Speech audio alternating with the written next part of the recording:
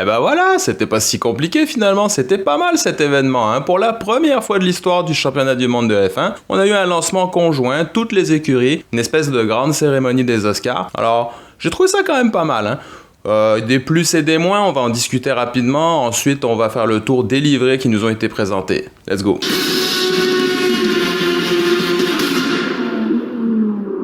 Alors j'ai regardé ça en live, hein, j'aurais bien aimé être sur place, mais c'était pas possible pour diverses raisons, donc je me suis contenté de regarder ça devant ma télévision. Donc cette ouverture de saison officielle de Formule 1 2025 au O2 Arena à Londres, avec tous les pilotes, tous les directeurs d'écurie, les présentations des Formule 1, enfin des livrets évidemment. Alors le début, le concert, j'ai trouvé que c'était un petit peu trop long quand même. Hein. On était vraiment pour un événement de Formule 1, pas pour un événement musical. J'ai trouvé que c'était très très très long à démarrer. Ensuite, on a eu ce petit côté présentateur, un peu comme une cérémonie des Oscars, avec le gars qui fait des blagues à droite à gauche, qui se fout de la gueule de tel directeur d'écurie, de tel pilote.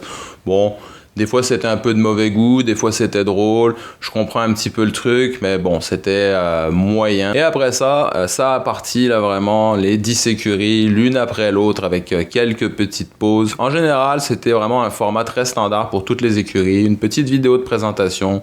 Ensuite, on a les pilotes avec le directeur d'écurie qui arrive sur scène, des questions, tout le monde applaudit, on discute, hop, on passe à la prochaine écurie. Bon, globalement, c'était bien quand même, hein. Je trouve ça intéressant, c'était rafraîchissant, c'était nouveau. Pour débuter cette saison de F1 2025, on a passé un bon moment parce que là, j'avoue, ça commence vraiment à me manquer. Hein. Depuis 2 mois qu'on n'a pas eu de Formule 1, j'ai hâte que ça commence. Alors là, au moins, on a eu ça à se mettre sous la dent. C'était sympa. Est-ce que je referai encore la même chose l'année prochaine, par contre? Pas sûr. Je trouve qu'il y avait quand même un petit peu trop de flafla, un petit peu trop de musique, de blagues. C'était un petit peu trop hollywoodien. Pourtant, bizarrement, la plupart des invités, c'était vraiment des gens british, donc vraiment pas du tout connus aux États-Unis. Pourtant, c'est un marché vraiment, Liberty Media, c'est américain. Donc ça m'a étonné un petit peu que la mise en scène soit vraiment très british au lieu d'être américaine. Alors maintenant, passons au point important, les livrets, les comparaisons avec 2024. D'abord, la Kick-Sauber. Alors si on regarde évidemment par rapport à l'année dernière, si on fait une comparaison avec les deux, la livrée de cette année est quand même beaucoup plus mat. On a vraiment une espèce de vert un petit peu glu. Personnellement, j'aime moins ce vert. Je préfère le vert vraiment très flash, fluo, limite électrique qu'on avait sur la Kick-Sauber de l'année dernière. Malgré que cette Kick-Sauber était une voiture très très lente, je dois avouer qu'au niveau de la livrée, c'était l'une des plus belles pour moi de la saison 2024. On suit les mêmes tendances pour 2025, mais un vert qui est selon moi, moins intéressant. Ensuite, on a eu la présentation de la Williams. Si vous voulez jouer au jeu des 7 différences, c'est un peu la même chose. Si on regarde la Williams de l'année dernière et celle de cette année, livrée 2025, il n'y a pas énormément de différence. Le bleu est un petit peu plus proéminent, évidemment. Il y avait peut-être un peu plus de noir sur la 2024, mais globalement, c'est vraiment le même genre de voiture, le même genre de livrée. Un bleu peut-être légèrement plus clair, mais franchement, il n'y a pas une énorme différence. Elle est jolie, elle passe partout. Je pense que c'est vraiment aussi pour mettre en scène le sponsor Duracell sur la prise d'air supérieure. C'est vraiment toujours ça qui ressort le plus de cette voiture comme l'année dernière. Ensuite, on a eu la présentation de la livrée 2025 des RB Racing Bull Visa Cash App. Alors là, je dois dire, cette écurie-là, déjà avant avec Toro Rosso, avec AlphaTauri, ils ont toujours eu des livrées qui claquaient. Et là, cette année, je dois dire que je trouve que c'est la plus belle. Elle est vraiment extraordinaire, cette prédominance de blanc, le mélange des couleurs, tout ça, franchement, elle est superbe. L'année dernière, elle était sympathique, à part cette livrée spéciale Miami que j'avais trouvé absolument ridicule, arc-en-ciel, toutes les couleurs. J'avais fait une vidéo là-dessus d'ailleurs, où je m'en moquais gentiment. Mais cette livrée 2025, blanche, mais regardez ça, wow, elle est vraiment, vraiment extraordinaire. Je la trouve très très très très belle. Ça faisait longtemps qu'on n'avait pas eu une F1 avec une domination de la couleur blanche. C'est épuré. Les logos évidemment ressortent très bien, donc les partenaires commerciaux vont être très contents. Mais sincèrement, je la trouve très très très très belle. Ensuite, on a eu la présentation de la Haas. Alors la Haas cette année, elle aussi a plus de blanc, donc je la trouve sympathique. Souvent d'année en année, on varie. Des fois c'est une prédominance de blanc, des fois c'est plus noir. Certaines fois on a eu un petit peu plus de gris. Cette année, on est dans le blanc. Elle est très jolie aussi. On reste dans les mêmes teintes classiques de Haas, rouge avec noir et blanc. Elle est sympa, rien de plus à dire. Ensuite, on a eu la présentation de la Alpine. Alpine. Encore une fois, on reste dans les mêmes teintes, évidemment, le rose pour le partenaire commercial privilégié BWT. Beaucoup plus de bleu cette année, donc quand même sympa par rapport à l'année dernière où c'était plus noir et rose. Très gros contraste. Cette année, on reprend un petit peu le bleu français Renault. C'est sympa. Il n'y a pas une énorme différence, mais une prédominance. Le rose est quand même beaucoup plus prononcé, j'ai l'impression, qu'au début de l'année dernière. On peut imaginer que ça fait partie des accords commerciaux avec justement BWT. Espérons surtout que cette Alpine sera plus rapide que les dernières qu'on a eues. L'Aston Martin, alors là encore, petite déception pour moi. Jouer encore une fois au jeu des 7 différences entre la livrée 2024 et la livrée 2025. Bonne chance, très peu de différence, toujours dans les mêmes tons évidemment, le vert classique Aston Martin emblématique, c'est certain qu'on s'en sort pas, mais au niveau de la répartition des couleurs, on est vraiment là. 2024-2025, je ne vois quasiment pas de différence. Mais il faut avouer que c'est une Formule 1, une monoplace qui était quand même déjà très belle l'année dernière. Donc voilà, pourquoi la changer? Elle est encore très belle aujourd'hui. Et mention spéciale pour Aston Martin, au niveau des vidéos de présentation, d'introduction, c'était vraiment selon moi la meilleure, la plus intéressante. Le côté James Bond sur lequel ils ont surfé, c'était vraiment très classe. Ensuite, on a eu la présentation de la livrée Mercedes 2025.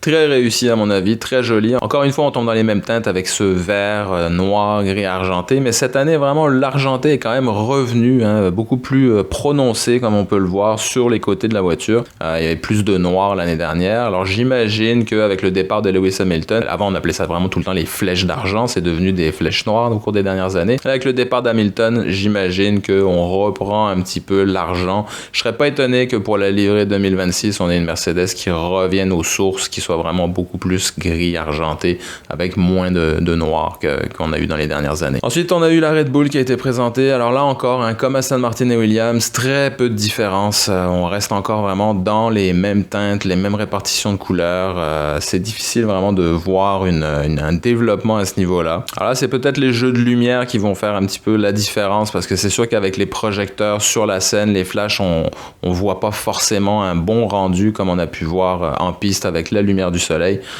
Des fois, on sait que Red Bull a tendance à jouer pas seulement au niveau des couleurs, mais aussi au niveau de la teinte. Est-ce que ça va être un petit peu plus mat, un petit peu plus étincelant? On le sait, ils ont fait des livrets qui étaient beaucoup plus mat dans les dernières années. Ça ressortait vraiment très bien à la télévision. On va voir ce que ça donne cette année pour 2025, mais là, pour l'instant, je vois très peu de différence. Ensuite, on a eu la présentation de la nouvelle livrée de la Ferrari 2025, et ce qui saute aux yeux, littéralement, c'est cette énorme bande blanche au niveau de la prise d'air. C'est très joli, ça flash. Ça me rappelle un petit peu la Ferrari livrée spéciale qu'on avait eu à Miami justement, qui avait vraiment un petit peu plus de blanc aussi avec le bleu poudre qu'ils avaient sorti. Donc là, ce blanc là sur la livrée 2025 ressort très fort, ça claque, c'est joli. On reste évidemment dans le rouge et jaune emblématique de Ferrari. Une belle Formule 1 comme d'habitude. Et finalement, à tout seigneur, tout honneur, évidemment, on a terminé cette cérémonie d'ouverture avec la présentation de la livrée des champions du monde constructeurs McLaren. Encore une fois, jeu des 7 différences, très peu de variations par rapport à la livrée 2024. Ils se sont pas foulés, ils se sont pas énervés. Alors, est-ce qu'ils nous réservent une surprise? On sait que McLaren aime bien nuancer, varier au fil de la saison. Alors, peut-être qu'il va y avoir un petit peu plus de différence, mais là, c'est très subtil. Bon, encore une fois, c'est quand même une très belle monoplace. De toute façon, c'était déjà une belle monoplace l'année dernière. Les nouvelles couleurs McLaren orange papaye, personnellement, j'ai adoré dès le départ. C'est vraiment très flash, mais c'est très propre et classe en même temps. Rien à dire. Donc voilà, somme toute, quand même, un événement qui a été rafraîchissant, intéressant, assez bien ficelé. Quelques petits problèmes qui auraient été quand même à régler, un petit peu trop de longueur, un petit peu trop de concerts de musique, un petit peu trop de blagues douteuses grivoises à certains moments, notamment avec Charles Leclerc, l'animateur qui a beaucoup fait sentir mal, je pense, Charles, en répétant sans cesse à quel point il était beau, etc. Enfin bref, ça a été quand même un événement sympa. Je suis pas certain que je referai la même chose l'année prochaine. J'aimerais ça peut-être qu'ils travaillent format un petit peu différent, mais j'aime bien quand même ce principe de dévoilement conjoint, d'événements conjoints, de grandes soirées, gala, Formule 1 pour débuter la saison. Et puis au niveau de ces livrets, j'aurais aimé peut-être avoir un petit peu plus à me mettre sous la dent. J'aurais aimé avoir un petit peu plus de différence. Pour moi, vraiment, ma plus grande déception, malheureusement, c'est Williams. Alors j'espère au moins par contre que cette voiture va être très rapide en piste, mais j'aurais aimé visuellement quelque chose qui claque un peu plus. Et la plus belle, vraiment la plus surprenante pour moi, c'est la Racing Bull. blanche comme ça, elle est magnifique. J'ai hâte de la voir en piste. Alors, j'ai hâte de vous lire dans les commentaires. Dites-moi ce que vous en pensez. Quelle est la plus belle monoplace 2025 selon vous? Quelle est celle qui vous a le moins tapé dans l'œil? Et qu'avez-vous pensé de cet événement-là à l'O2, cette présentation globale, conjointe de toutes les écuries de F1? Est-ce que vous avez aimé ça? Est-ce que vous auriez changé quelque chose? Est-ce que vous referiez la même chose l'année prochaine? J'ai hâte de vous lire. Laissez un like, abonnez-vous. On se parle bientôt. C'était Formule Tom. Ciao!